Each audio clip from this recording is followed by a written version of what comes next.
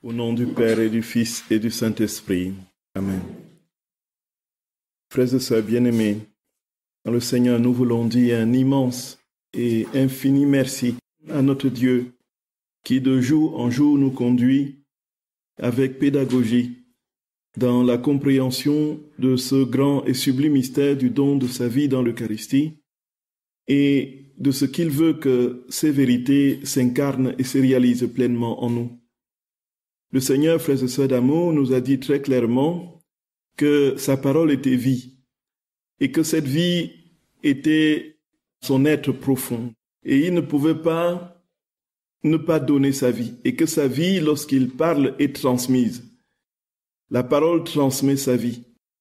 Et cette parole est donc créatrice, elle est performative comme nous l'avons vu. Et il nous disait aussi que quand il parle, la surabondance de la parole est la multiplication en surabondance des vies. Contrairement à nos paroles humaines qui sont, elles, limitées par leur caractère truffé d'intérêt, par leur divorce entre l'énoncé et la réalité, cette distance immense qui sépare les mots et les choses dans le langage humain n'existe pas en Dieu. Et donc, quand il parle, ce qu'il dit se réalise concomitamment à l'énoncé. Et nous avons, frères et sœurs bien-aimés, compris que lorsqu'il parlait, il créait. Et le Seigneur dit que la surabondance de sa parole, s'il multiplie sa parole, ce n'est pas pour faire du bruit, c'est pour répandre sa vie. Et nous comprenons de manière encore plus profonde cette parole au final de l'évangile de Saint Jean, en épilogue. Si on avait à écrire tout ce que Jésus a dit et réalisé au cours de sa vie, le monde entier serait tout petit pour contenir les livres qu'on en écrirait. Et puis certains disent, mais qu'est-ce qu'il y a encore avec toutes ces révélations de milliers de pages, alors que la Bible a déjà des milliers et des milliers de pages? Jésus dit que quand il parle, il crée sa vie. Et donc dans chaque parole qu'il énonce, il y a sa vie qui est transmise. Et nous disions, frères et sœurs d'amour, que lorsque nous écoutons cette parole de notre très saint Seigneur à la messe, la parole fait son effet en nous. Donc ce qui est dit dans la parole, en même temps qu'il est dit, est en train de se réaliser en nous. Que nous en soyons conscients ou pas, pourvu que notre disposition intérieure soit requise. Et voici que le Seigneur dit que cette parole, non seulement réalise ce qu'il dit en nous, mais recrée toute la création, refait toute la création. Et c'est alors que nous sommes tombés, frères et sœurs bien-aimés, à la renverse, de comprendre que, de même que dans la louange du Gloria, de Te Deum, toute la création participe, de même dans l'écoute de la parole, toute la création participe. Et là, on peut effectivement comprendre Saint Antoine de Padoue. Ce n'est pas une légende, ce n'est pas un mythe. Lorsque, prêchant aux foules qui étaient d'une localité dont j'oublie le nom, qui étaient absolument réticentes à la parole de Dieu, et qui faisait tout pour dénigrer ce saint prédicateur, et dans son indignation et sa souffrance, qu'est-ce qu'il est allé faire? Il est allé au bord de la mer, il a demandé aux poissons, justement, d'écouter la parole de Dieu. Et ceci, frères et sœurs bien-aimés, ce n'est pas une légende, c'est un fait réel dans la vie de ce saint. Et voici que les poissons sortent la tête de l'eau et écoutent la parole, voyez? Donc nous comprenons que toute la création participe à la divine liturgie. Gloria! C'est-à-dire que la liturgie est une liturgie cosmique. C'est-à-dire que qui mobilise le ciel, l'univers visible et invisible, qui mobilise les saints, qui mobilise les âmes du purgatoire, qui mobilise les hommes sur la terre, qui mobilise les oiseaux, les animaux, qui mobilise les différents lieux, qui mobilise toute la création. Voilà, jusqu'aux minéraux. Voici que notre très saint Seigneur dit que lorsqu'il parle, il renouvelle la création, il recrée. Voyez. Et on a vu, frères et sœurs bien-aimés, le lien connaturel entre la sainteté et les lieux géographiques où la sainteté se déploie. Il y a des lieux, frères et sœurs d'amour, où on a vécu, où on vit. C'est-à-dire que des lieux où l'on prie. C'est-à-dire que si vous avez cette petite sensibilité, permettez-moi, frères et sœurs d'amour, de faire un excursus rapide. Si vous avez cette petite sensibilité, vous comprendrez très vite que dans un lieu, il y a eu la prière. Il y a des lieux qui sont priants. Vous n'avez pas la même atmosphère dans une chapelle où il y a adoration perpétuelle, que dans dans votre chambre, voyez, ou au réfectoire, où on bouffe et on rit, voyez un peu ça. Ce n'est pas la même atmosphère. Vous avez très vite perçu que lorsque vous entrez dans une chapelle où il y a prière continuelle, il y a quelque chose. Ce quelque chose, c'est la présence de Dieu. Frères et sœurs bien-aimés, c'est que notre être intérieur transforme le lieu où nous sommes. Gloria! Et bien plus encore, si notre être intérieur est imprégné du divin, de Dieu, l'extérieur, ce qui émane de nous, touche, affecte toute la topographie qui nous porte. Et ça, c'est quelque chose, frères et sœurs bien-aimés, d'avéré. Ce n'est pas une question de supposition et d'hypothèse. C'est la réalité telle qu'elle se vit en vérité. Là où Dieu est présent, n'est-ce pas, là se trouve une atmosphère de paix, d'amour. Et c'est vrai pour chacun de nous plus personnellement. Si Dieu est pleinement présent en nous, il a dit que nous dégageons la paix, nous dégageons la douceur, nous dégageons l'amour, nous dégageons la pureté. Et ce qui se passe autour de nous, c'est dans l'ordre de ce que Dieu vit et exerce. Et de sorte que s'il y a des oppositions, et il y aura toujours des oppositions, ce sont ceux qui ont été éblouis par la lumière. C'est le cas des saints. Saint Padre Pio, Sainte Faustine, voilà, Luisa Picaretta aussi, et beaucoup d'autres saints, Saint François d'Assise, Saint Curé d'Ars, qui ont eu des oppositions d'une violence, d'une raille incroyable violence. C'est tout simplement parce que la lumière luit dans les ténèbres, et les ténèbres ne le reçoivent pas. Voyez, frères et sœurs bien-aimés, voilà la vérité. Et il s'ensuit que si nous participons à cette divine liturgie et que nous écoutons, dit Jésus, alors il recrée toutes choses, il refait nos âmes. Et je voulais, frères et sœurs d'amour, revenir sur cette sanctification de l'âme pendant l'écoute de la parole de Dieu. Et nous avons plus que jamais, comme chrétiens, la grâce d'avoir un Dieu qui parle, un Dieu qui nous parle. La parole de Dieu, frères et sœurs d'amour, c'est une parole continuelle, perpétuelle et parfaite. Continuelle, perpétuelle et parfaite. Même le silence dit Dieu. C'est-à-dire que le Seigneur dit à Luisa Picaretta que tout, absolument tout, dans la création, parce que tout porté par sa divine volonté, dit quelque chose de l'amour de Dieu. C'est un langage d'amour.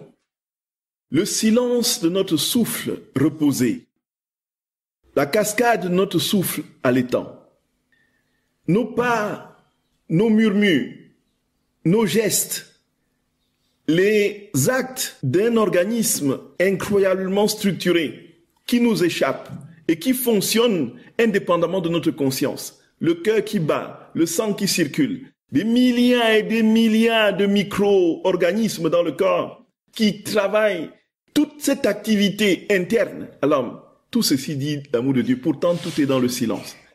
Le vent, la brise légère, le soleil, tout, absolument tout, frères et sœurs, est langage. Dieu parle tout le temps. Mais il parle dans un silence créateur. Voilà. C'est pourquoi pour l'écouter, il faut être dans le silence. Justement.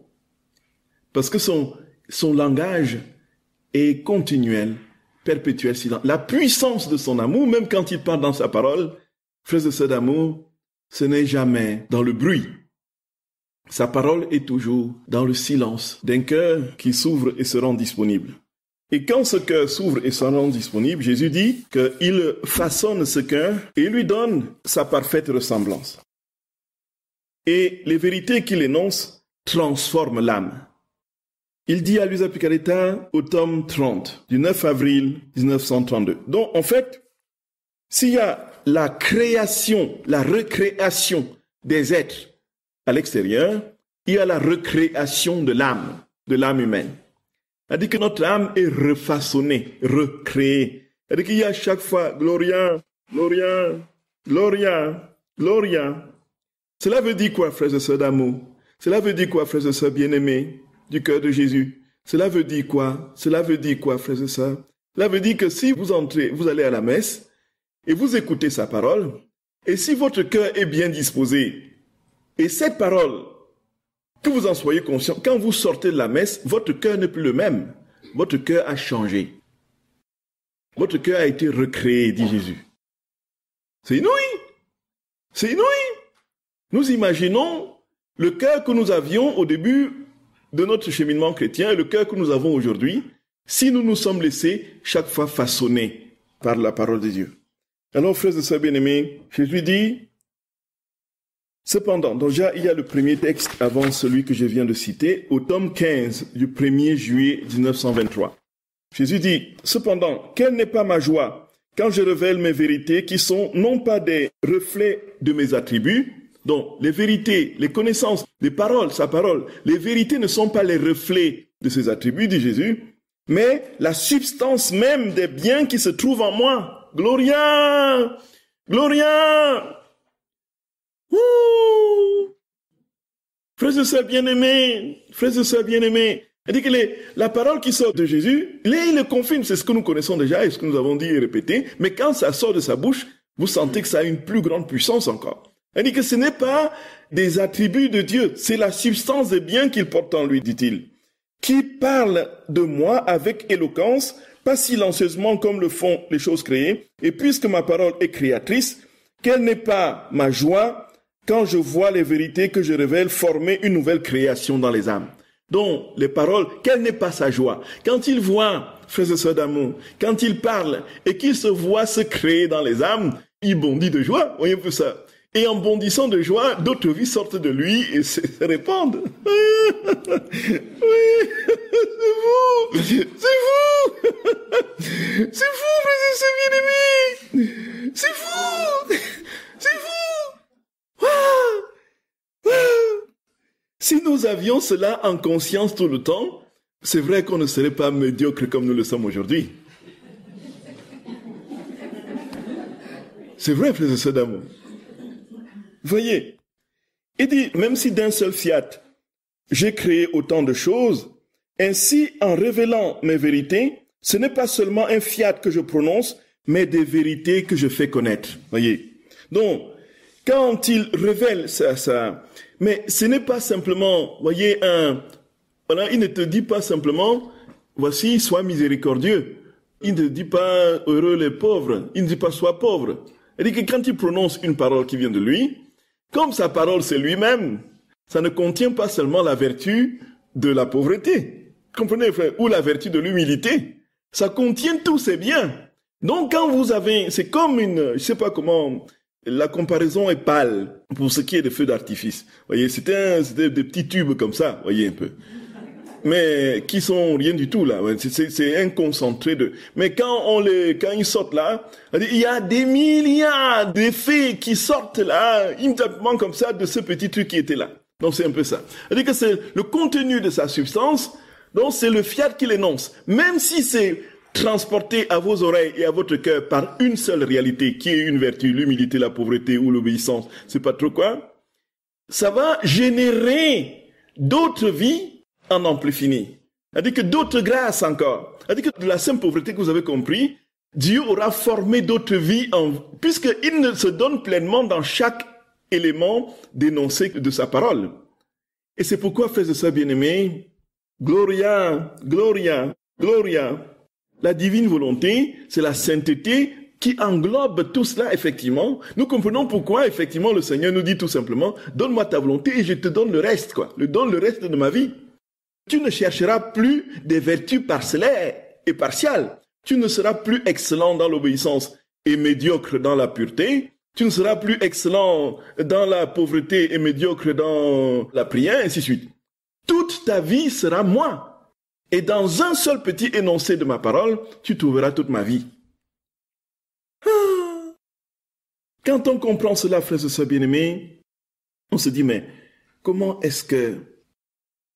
Oh là là, Seigneur Jésus, merci Seigneur d'amour. Merci, merci. Et nous n'aurons pas d'excuses demain devant Jésus. Quand il nous dira, mon enfant, est-ce que tu as compris comment je t'ai aimé, combien je t'ai aimé? Nous n'allons pas lui dire, non, Seigneur, tu sais, pendant des années, tu étais où est-ce que tu étais? Et puis, de toutes les façons, moi, je n'ai même pas choisi de naître, c'est toi qui m'as poussé à naître, et puis, tu vois, même ces parents-là qui m'ont complètement cassé les pieds, et puis, je n'ai pratiquement eu que des blessures, des douleurs, je suis passé de psy en psy, je fais ceci, je fais cela. Le Seigneur a dit, mon enfant, est-ce que tu as compris que je t'ai aimé? Ah oui, en fait, tu vois. Oui. Frères et sœurs bien-aimés, le Seigneur nous dit que si ta vie a été une monticule d'immondices, Gloria, Gloria, béni sois-tu Seigneur notre roi, béni sois-tu Seigneur Jésus. Si ta vie a été une monticule, des tonnes de décharges d'immondices, au moment où tu lui donnes ton cœur et que tu écoutes une vérité, une seule vérité, même si c'est une seule parole, ta vie est complètement éclaboussée par sa lumière, sa gloire et son amour, et plus rien n'existe pour lui. Vous allez venir chanter votre litanie, il va dire, mon enfant, est-ce que tu as compris que je t'aime? Voyez, c'est cela, frères et sœurs bien-aimés. Et il redit la même vérité autrement, puisque Jésus, en fait, quand vous lisez le livre du ciel, c'est 36 tomes, mais c'est énormément de choses qui reviennent. C'est énormément de choses qui se répètent, voyez. Mais il le dit avec tellement d'autres exemples, d'autres manières, d'autres tournures. Mais on comprend que c'est une intelligence illimitée, infinie, qui est en train de causer, de parler. La même chose, il peut vous le dire avec de 1000 manières différentes. Mais il est intelligent, notre Dieu. Hein? Il est intelligent, notre Dieu. Faut pas rigoler avec lui. Il est intelligent. Et nous comprenons, frères et sœurs bien-aimés, au fur et à mesure qu'il ouvre notre intelligence sur des pans de véritable, on comprend qu'on n'épuisera jamais. On n'épuisera jamais tout ce qu'il nous dit. Même l'éternité ne suffira pas pour épuiser qui est Dieu et comprendre les merveilles de son amour pour nous.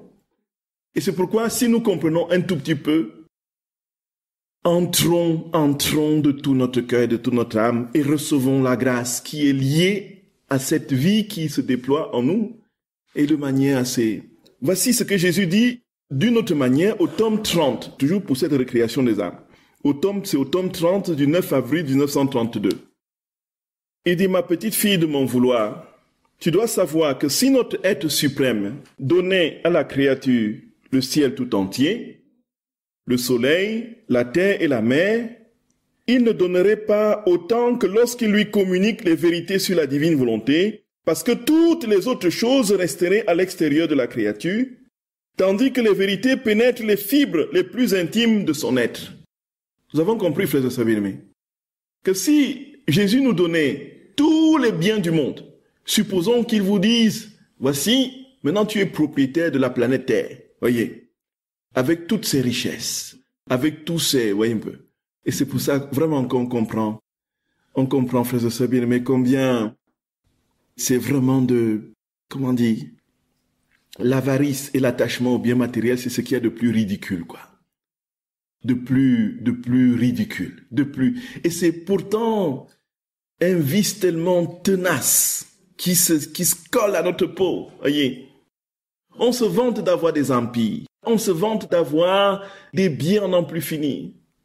Quel espace occupons-nous, nous, comme vivants êtres? Même dans notre chambre, quel espace nous occupons? Même sur notre lit, quel espace nous occupons? Sur notre lit, nous avons à peine, si nous sommes vraiment trop gros à la largeur de cette table-ci, nous allons peut-être occuper la moitié du lit, voyez un peu. Et nous avons la prétention, nous voulons posséder le monde, que ce soit à nous, que le monde soit à nous. Où est-ce que je suis? Vous voyez les châteaux, que tous les châteaux, tous les gratte-ciels soient... Qu'est-ce que j'en fais? Où est-ce que je suis? Comment je peux jouir de ces biens, comme dit Jésus, qui sont à l'extérieur de moi? Même si on nous donnait, dit Jésus, le monde entier, même si on nous donnait tous les biens du monde, cela n'équivaudrait pas une parole qui sort de sa bouche. Gloria! Gloria! Parce que cette parole qui sort de sa bouche entre en nous et forme sa vie divine. Cette vie dit quoi? Nous donne l'éternité. Alors que les biens du monde, vous allez avoir juste votre nom sur un papier pour dire que ça vous appartient. Vous ne pourrez pas habiter toutes les gratte-ciel, donc ça veut dire toutes les chambres de toutes les gratte-ciel, de tous les châteaux qui sont à votre possession en un temps. Alors qu'une vérité qui sort de Dieu, qui entre en vous, vous donne le ciel, met le ciel en vous, vous place dans son éternité. Et vous avez en partage tous les biens, tout simplement parce que Dieu vit en vous et tout est en lui. Voyez, frères et sœurs bien-aimés, c'est absolument décoiffant. Alors Jésus dit, il ne donnerait pas autant que lorsqu'il lui communique les vérités, parce que toutes les autres choses resteraient à l'extérieur de la créature, tandis que les vérités pénètrent les fibres les plus intimes de son être. Et je façonne le cœur, les affections et les désirs, l'intellect, la mémoire et la volonté, pour les transformer tous en vie de vérité. Et en les façonnant, je répète les prodiges de la création de l'homme, et avec le toucher de mes mains, je détruis les germes du mal, et je fais renaître la semence d'une vie nouvelle. La créature sent mon toucher, et en la façonnant, la vie nouvelle que je lui rends. Tandis que le ciel et le soleil et la mer n'ont pas la vertu transformante de former pour la créature un ciel, un soleil ou une mer, tout le bien se réduit à ce qui est extérieur, et rien de plus. Tu vois, par conséquent, tous les biens que tu renfermes par toutes ces vérités qui te sont manifestées. Tu renfermes tous les biens qui sont en moi. Et le Seigneur vient créer en toi son royaume. Il dit d'ailleurs que le règne est intérieur. Ça, c'était un thème de retraite à Angoulême. C'est vrai, frères et sœurs bien-aimés, il faut qu'on soit très au clair. Peut-être que l'occasion nous sera donnée une fois d'en parler. Parce que le règne de Dieu, c'est quoi? Le règne de Dieu, c'est une question, effectivement, qui a agité le monde chrétien depuis les origines. Et qui, aujourd'hui, dans certains groupes religieux et chrétiens, ont tout autre sens. Et puis, que l'on peut, effectivement, quand Jésus dit qu'il va venir régner, on va pas le voir sur la terre, se promener quelque part avec des gardes-corps et des cardinaux qui sont en chapeau rouge qui accompagnent Jésus dans sa Jésus mobile. Vous voyez un peu.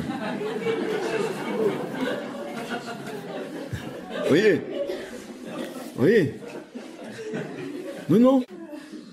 Non. Mais qu'est-ce qu'il va faire de plus? Passer à la télé et puis, n'est-ce pas, quelques gens ce sera toujours comme aujourd'hui, il y en sera certains qui le suivront et d'autres qui vont dire, mais on ne le connaît pas. Ça ne changera rien. Mais c'est un règne intérieur. Et Jésus parle du royaume intérieur. Il dit qu'il y a 3 royaumes à l'intérieur de l'âme, un peu. Donc, ces royaumes qui sont avec le centre, la capitale qui est le cœur. Il le dit dans un tome, on aura l'occasion d'en parler. Alors le Seigneur dit que les royaumes, ce sont les facultés de l'âme, la mémoire, l'intelligence et la volonté. Et qui sont les... Jésus dit très clairement, frères et sœurs d'amour, que les biens que forment les créatures, c'est-à-dire que même les créatures qu'il a faites, qui constituent et qui aident au maintien et à la croissance de la vie humaine, le soleil et tout cela, n'ont pas la capacité de former des vies. Mais sa parole, une fois qu'elle est prononcée, forme des royaumes, forme des vies. Et ces vies qui se multiplient à l'infini à l'intérieur de nous et nous donnent la possibilité, ça vient d'être... Et Jésus dit, par conséquent, sois attentif pour correspondre à un bien si grand. Nous comprenons que si nous avons cette compréhension de l'action de la parole de Dieu, nous ne lirons plus la parole de Dieu de la même manière. Nous ne méditerons plus l'Écriture de la même manière. À chaque mot que Jésus prononce, le mot en question, dans l'Évangile, frères et sœurs, crée ce qu'il dit et crée d'autres vies en âme.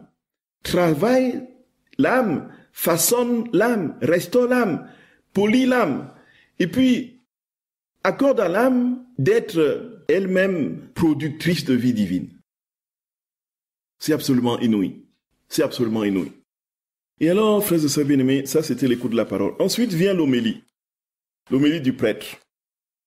Alors le prêtre, quand il fait l'homélie, donc normalement l'homélie est le prolongement de l'évangile. Et le prêtre, normalement, comme il est in persona Christi capitis, c'est-à-dire que c'est dans la personne du Christ qu'il officie, donc en fait, On entend dire, oh, les prêtres ne sont pas en divine volonté, ils ne sont pas en divine volonté, mais tout prêtre, en célébrant, en train de célébrer, est saisi par Dieu.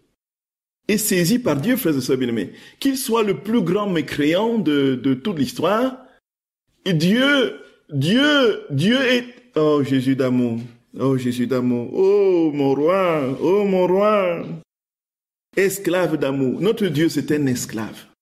Il est esclave de son amour pour nous, frères et sœurs bien-aimés. Nous nous imaginons, il ne peut pas ne pas aimer. Donc, il ne peut pas ne pas être cet amour pour tous, y compris pour ceux qui ne l'aiment pas, pour tous ceux qui travaillent à le détruire. Il ne peut pas ne pas être amour. Donc, il est esclave. Il se rend, y compris au pied de ses bourreaux. Et dit, voici, je continue à t'aimer. Le prêtre, quel que soit ce qu'il fait, quel que soit ce qu'a été sa vie, frères et sœurs bien-aimés, il célèbre une persona Christi. C'est-à-dire que Dieu prend possession de lui pour... Bon, cette prise de possession peut être plus ou moins grande en fonction de l'ouverture du cœur, de la sainteté du prêtre, c'est évident. Il est évident que la messe qu'a célébrée Padre Pio et le Saint Curé d'Ars et tout ça, sont les mêmes messes que nous célébrons, nous prêtres, voyez. Pour le Padre Pio, les gens se levaient à 3 heures du matin pour se positionner devant la porte pour qu'à 4 heures, ça s'ouvre et puis les gens couraient dans l'église pour tenter d'avoir une place, tellement c'était, voyez, bon, moi quand je programme 3 messes, bon, et si j'ai 10 personnes, je suis content.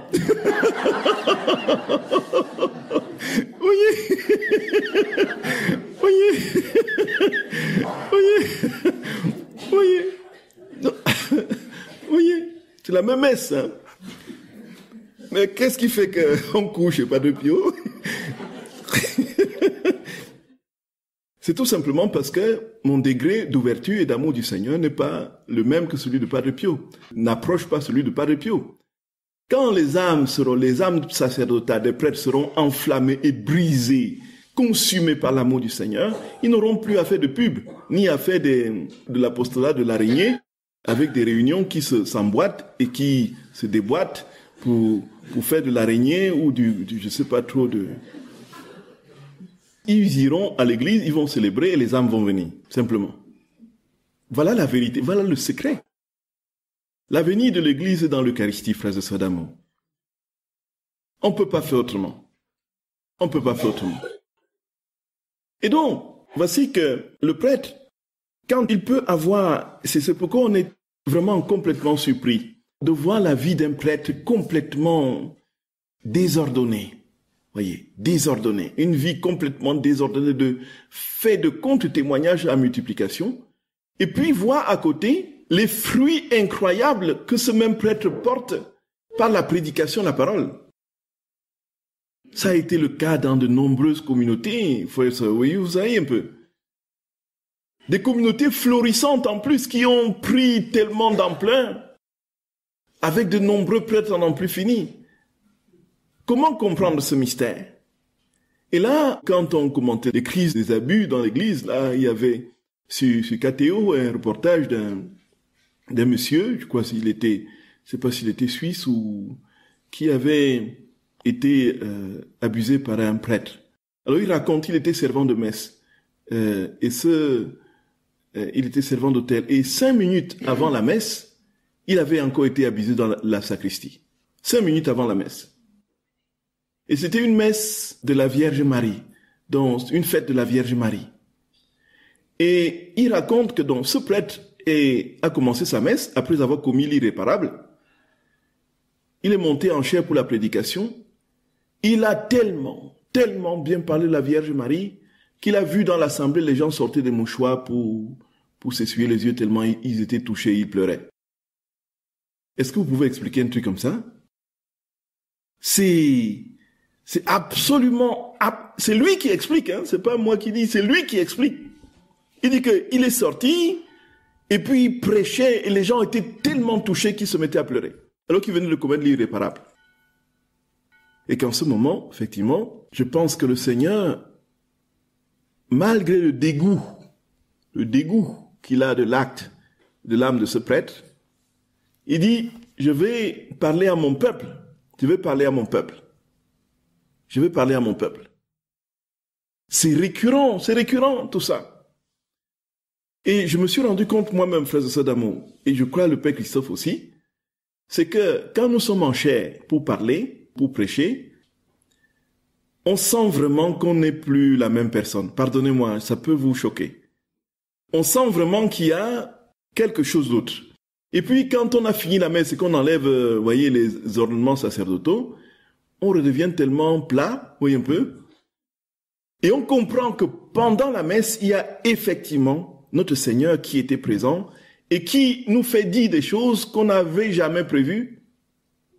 Moi, au début, je préparais, je rédigeais, n'est-ce pas, le sermon. Voyez un peu, j'ai rédigé le sermon au tout début du ministère. J'ai rédigé et puis je lisais de manière plate comme ça. Et puis, à un moment donné, je n'arrivais pratiquement plus à rédiger, malgré tous mes efforts. Alors, je me contentais d'avoir quelques idées que je mettais, n'est-ce pas, je mettais le plan, simplement le plan. Donc, je ne rédigeais plus tout. Et à un moment donné, je n'arrivais même plus à avoir des idées pour mettre le plan. Je vous assure, frères et sœurs bien-aimés, je vous assure. Et ça, c'était, je passe la semaine, je prends le texte, je lis, je dis qu'est-ce que je veux pouvoir dire, qu'est-ce que je veux pouvoir dire, qu'est-ce que je veux pouvoir dire, je cherche, rien ne vient. Et parfois, donc, j'arrivais, les années après, c'était à la sacristie que les idées me venaient. Quand je me prenais le temps pour la préparation de la messe, les idées venaient, alors que je connaissais l'évangile, vous savez, les idées me venaient, et puis j'essayais de les structurer en 5 minutes. Et depuis un certain nombre de temps maintenant, même plus rien ne vient. Frères et sœurs bien-aimés, ça c'est la vérité, plus rien ne vient. J'ai beau chercher, je suis comme dans un, voyez, je dis Seigneur, qu'est-ce que je vais raconter, et ça ne va peut-être vous surprendre. Quand je pense à une messe du dimanche, j'ai une de ces, voyez, dit qu'est-ce que je vais dire aux gens, j'ai toujours cette, humainement, terrorisé intérieurement par la prédication que je vais faire. Qu'est-ce que je veux pouvoir dire? Du moment où je fais tout pour avoir des idées et que rien ne vient. Et frères et sœurs d'amour, je peux vous assurer que de nombreuses fois, et presque toujours, de nombreuses fois, j'ai écouté le Seigneur lui-même qui causait, quoi. Au point où je rentre, je prends les notes de ce que j'ai eu en train de parler. C'est vrai. Mais ça, là, c'est quand je fais tout ce qui est en mon pouvoir, que j'ai prié, j'ai supplié le Seigneur. Mais si je me suis, amusé, tout le temps en négligeant et tout ça, voyez, l'homélie sera approximative, voyez, c'est ça. Mais quand on est vraiment dans le désir ardent de laisser le Seigneur prendre possession de tout notre être, il le fait vraiment. Et ce qu'il fait est tout simplement épatant. Voici que Jésus, frères et sœurs d'amour, dit que la prédication des prêtres manque de puissance parce qu'on ne parle plus de sa croix. Il le dit au tome 13 du 21 octobre 1921. Il dit, en fait, et ça rappelle justement tout ce que M. Emiliano Tardif, qui était un grand prédicateur charismatique. Non, je raconte toujours ça, vous le savez déjà, vous savez déjà ce que je veux dire. Donc, qui était un très grand charismatique qui parcourait le monde, guérissait les malades, prêchait l'évangile avec des signes absolument impressionnants. Alors, il disait que, en fait, la seule chose qu'il nous faut, c'est être rempli du Saint-Esprit.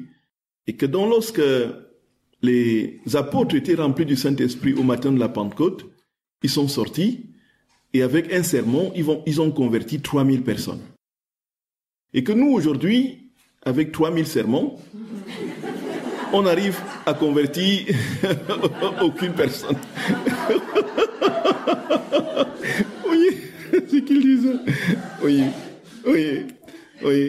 Et Jésus dit que nos prédications manquent de puissance parce que nous ne parlons plus la croix. Donc lisons, frères et sœurs bien-aimés. Encore une fois, frères et sœurs d'amour, sans publicité. Vous savez que il n'y a aucun intérêt, justement, puisque nous ne gagnons rien sur les livres. Donc, entre parenthèses, les livres, ce n'est pas les livres qui font vivre l'association. Voyez, les livres, on tourne à perte et consciencieusement. Hein. On ne gagne rien sur les livres. Si on n'avait que les livres comme fond de l'association aurait déjà fermé boutique. Voyez. Pour dire les choses, ça dit que c'est juste tout simplement la qualité de cette traduction que je vous propose. Donc ce n'est pas une traduction puisque c'était un remaniement d'une traduction qui existait avec un peaufinement établi sur la base des comparaisons avec toutes les autres versions des Heures de la Passion existantes. Voyez. Et puis, encore une fois, voyez comment c'est souple, voyez. Vous le transportez partout, voyez. Oui. Et puis, vous pouvez l'ouvrir facilement, alors que c'est dos carré collé. Vous le maniez facilement. Vous n'avez plus à mettre un caillou dessus pour que ça tienne sur 2 pages, voyez. Et puis, que la page reste pour que ce soit ouvert. Et ce n'est plus flashy, c'est sur du papier recyclé qui repose les yeux. Donc, voilà. Donc oui, vous pouvez commander. Vous en aurez un. Oui. Alors, Jésus dit ceci, frères et sœurs bien-aimés, au tome 13 du 21 octobre 1921. Donc, je veux que tous connaissent mes souffrances, mes plaies et mon sang, qui ont le pouvoir d'enlever toutes les faiblesses. Ils sont une lumière pour l'aveugle, une parole pour le muet, des pieds pour le boiteux et la vie pour les morts. On peut trouver dans ma vie et ma passion tous les remèdes dont l'humanité a besoin. Pourtant, les créatures méprisent ma médecine et mes remèdes. C'est pourquoi, en dépit de ma rédemption, l'humanité est en train de périr, comme si elle était affectée d'une incurable blessure. Mais ce qui me peine le plus, c'est de voir que même le clergé s'épuise à découvrir de nouvelles doctrines, de nouveaux principes et de nouvelles histoires. Cependant, ils ignorent totalement ma passion. En fait, ma passion est bien souvent bannie des églises. Et même dans les sermons, on n'en parle plus. On n'en parle pas. C'est assurément pourquoi leur prédication n'a pas de puissance. Et pourquoi le peuple est de plus en plus affamé. Oui. On a vu des manuels de catéchisme, frères et sœurs bien-aimés, dans certains milieux de France, qui enseignaient pendant... Sur tous les enseignements, il n'y avait pas un seul nom de Jésus qui soit prononcé. Et des chants qui étaient enseignés aux enfants, je ne vous dis pas, c'est tellement grivois. Soleil, soleil, soleil, soleil, n'est-ce pas? Descends ta petite culotte, le soleil, soleil. Des chants qu'on enseigne aux enfants du caté. Des manuels qui ont existé. Et puis, on dit aux gens de ne plus parler de péché, qu'ils ne parlent plus de péché. En fait, il n'y a plus de péché. Le péché, ça n'existe pas. En fait, ce qu'on vient, c'est l'homme n'est plus responsable. Voyez? Il n'est plus responsable. Il n'y a plus de péché. Et puis, on vient juste avec des chagrins, des souffrances. Et la confession s'est dit, bon, voilà. En fait, cet épisode de la vie de Jésus, ça me donne la paix et puis ça me brise le chagrin. Ne parlez plus du péché parce que le péché est traumatisant. Ça traumatise les enfants. La croix, frères et sœurs, n'en parlons plus. Ah non, en fait, ah non. Pas plus de la croix. C'est trop dur, c'est trop violent pour les enfants. Et on a vu ce que sont devenues ces églises, frères et sœurs, des déserts arides. Des déserts arides. Allez trouver les lieux aujourd'hui où l'église fleurit. C'est des lieux où l'on prie. C'est le lieu où l'on adore le Saint-Sacrement de l'autel, de l'Eucharistie. C'est le lieu où on écoute sa parole, on célèbre. C'est là que l'église vit. Jésus dit, en fait, c'est lui qui devrait parler dans le prêtre, dans le sermon. C'est lui qui devrait enseigner. Mais les prêtres n'ont pas pris la peine de se laisser saisir par Jésus pour qu'il les enseigne en lui. Ensuite, frères et sœurs bien-aimés, vient le credo. Avec le credo, c'est tout le résumé de la foi catholique. Et c'est ici que nous avons les deux formules du credo, celle de Nicée-Constantinople et le symbole des apôtres, qui sont normalement prévues dans cette rubrique. Voyez. Et s'il y a des chants, les chants doivent correspondre à ces vérités qui sont contenues dans le credo. Voyez. Et puis on a connu effectivement des credos qui ont eu de vent en poupe, qui ont gagné les liturgies pendant très très longtemps, je ne sais pas, même dans d'autres lieux. Voyez. Je crois en Dieu qui chante, voilà. Je crois en Dieu qui chante et qui fait chanter la vie, voyez un peu. Qui fait chanter la vie, voyez. Un Dieu qui chante, voyez. Mais là, chanter, oui, la vie, hein, c'est qui fait chanter la vie. On se retrouve pour chanter et danser. Quelle est ta foi? Quelle est ta foi? Tu crois en quoi? Et alors, en ce moment, frères et sœurs d'amour, qu'est-ce que nous faisons? De même que pour l'homélie, où nous écoutons avec tous les hommes de tous les temps, de même nous professons notre foi au nom de toutes les créatures, avec les hommes de tous les temps, au nom de tous et pour tous. Nous portons devant la chair de l'homélie, n'est-ce pas, toutes les âmes.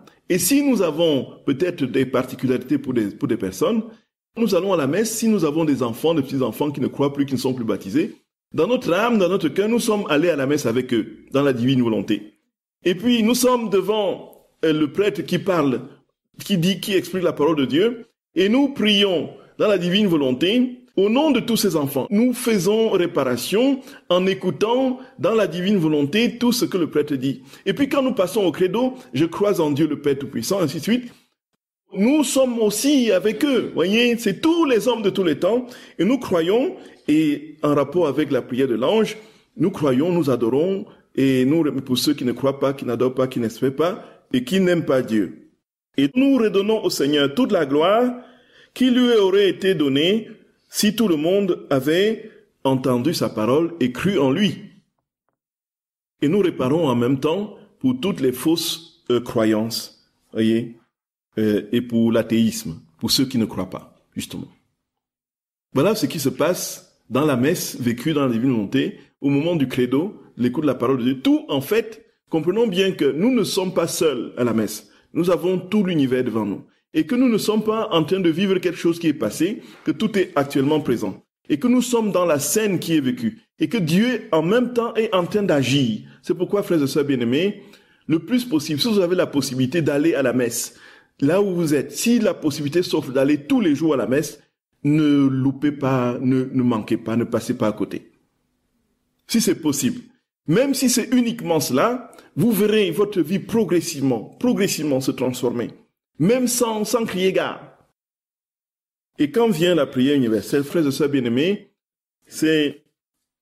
Bon, comprenons bien, avant d'y arriver, la réparation dans la divine volonté ne signifie pas que vous allez immédiatement en sortant voir les personnes se convertir sinon, le monde serait converti en une fraction de seconde pour une messe qu'on aura vécue. Vous êtes d'accord, frères et sœurs bien-aimés?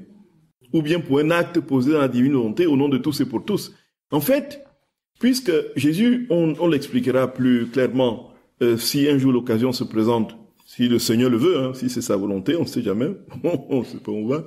Donc, si la possibilité s'offre de parler de la prière et des rondes, il y aura quelque chose, frères et sœurs bien-aimés, de l'ordre de cette compréhension que Jésus nous donne sur le mode d'emploi de son action. C'est-à-dire que Dieu ne fait jamais rien, entre guillemets, de manière désintéressée. C'est-à-dire qu'il est tout et pure gratuité, bien sûr. Mais il attend aussi que cette gratuité se prolonge. Et la gratuité se prolonge dans le retour parfait d'amour qu'on a pour lui. Et donc toutes les créatures doivent lui retourner le parfait amour, gloire, adoration qui lui est dû, qui lui sont dus. Comme nos petits-enfants, nos enfants ne prient plus, n'aiment pas, je prie en leur nom, je répare en leur nom, et puis ça ne veut pas dire qu'ils vont se convertir immédiatement quand je sortirai de la messe. Cela veut dire que ce qu'ils auraient dû faire comme prière pour donner la gloire parfaite à Dieu, je l'ai donné en leur nom. Et donc quand ils se convertiront, tout cela sera déjà fait. Vous voyez, frères et sœurs d'amour, vous aurez déjà fait tout cela pour eux.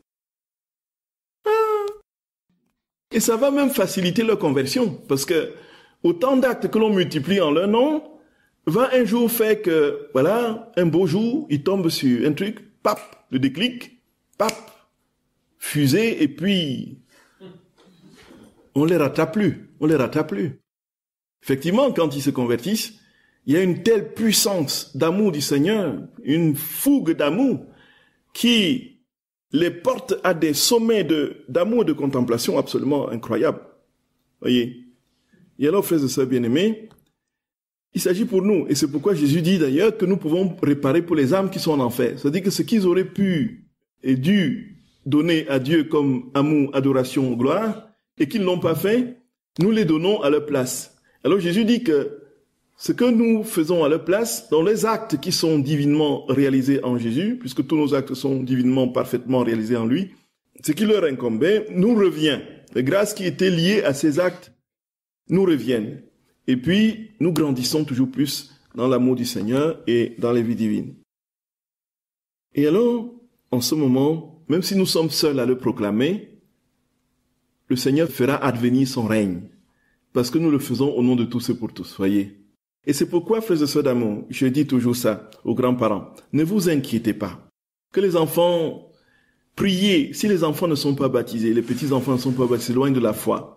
Ne désespérez pas, ne vous inquiétez pas. Votre offrande, pour eux, ne sera jamais perdue. Ne sera jamais perdue. Comment est-ce que ça va se manifester? Ce n'est pas forcément en les voyant se convertir ici-bas devant vous. Ça peut arriver. Vous pouvez les voir se convertir peut-être quand vous êtes au ciel. C'est possible aussi. Même si avant de quitter ce monde, ils ne se sont pas convertis explicitement, le Seigneur saura se servir de cela pour qu'ils ne soient pas perdus. Vous comprenez, frères et sœurs d'amour? Et c'est pourquoi cette vie dans la divine volonté a une force, un impact cosmique, voilà, cosmique, simplement. Et tout est une question d'amour. Frères et sœurs bien-aimés, Jésus dit que sa vie, c'est sa volonté, et l'aliment de sa vie, c'est l'amour, c'est son amour. L'aliment de sa vie, c'est son amour. Ça veut dire quoi? Ça veut dire que il n'y a point besoin. Et ça, je réponds toujours aux personnes qui disent, bon, comment faire les prières, ceci, penser à ceci. Non, aimez, point final. Aimez et demandez à Jésus de venir faire des choses en vous, point final. Aimez-le. Et plus vous l'aimerez, plus il trouvera l'espace en vous pour venir s'installer et œuvrer en vous. Et au fur et à mesure qu'il œuvrera en vous, à un moment donné, vous vous rendrez compte que vous ne pourrez plus vous séparer de lui et que 5 minutes passées sans penser à lui sera pour vous toute une éternité. C'était déjà le cas de Sainte Thérèse, alors qu'il n'y avait que quelques heures d'office, parce que chaque acte était ponctué de cette présence de Dieu et de son amour. C'est tout, frères et sœurs bien-aimés. Tout est une question d'amour. Tout est une question d'amour. Oh, tel péché, comment faire pour m'en débarrasser? C'est trop dur, oh là, Non. Ne vous concentrez pas sur le péché. Concentrez-vous sur le Seigneur. Et aimez-le. C'est lui qui va vous libérer de vos chaînes. Plus vous l'aimerez, plus un moment viendra où vous vous rendrez compte que vous serez toujours plus détaché de ce qui vous tient. Ainsi de suite. Tout est une question d'amour. Je vous salue Marie, pleine de grâce, le Seigneur. Vous êtes bénie entre toutes les femmes, et Jésus, le fruit de vos entrailles, est béni. Sainte Marie, Mère de Dieu, priez pour nous pauvres pécheurs, maintenant et à l'heure de notre mort. Amen. Au nom du Père et du Fils et du Saint-Esprit. Amen.